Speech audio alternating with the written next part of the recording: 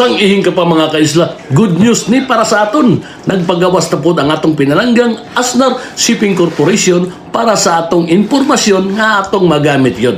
Yes, tulo-tulo gihapon pero nag-utro sila'y schedule sa ilang biyahe mismo mga kaisla. Okay?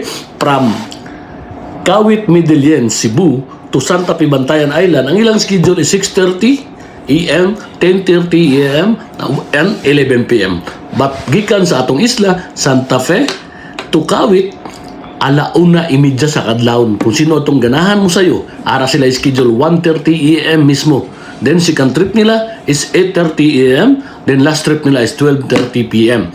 Tapos ang ilang rate mga kaisla, barato na gyud kayo. Amo na yung solusyon sa atong problema. 250 ra gyud na mga kaisla. Tapos kung may jack ka nga sakyanan or bisag nano pa nga sakyanan sama sa bisikleta, 155 lang.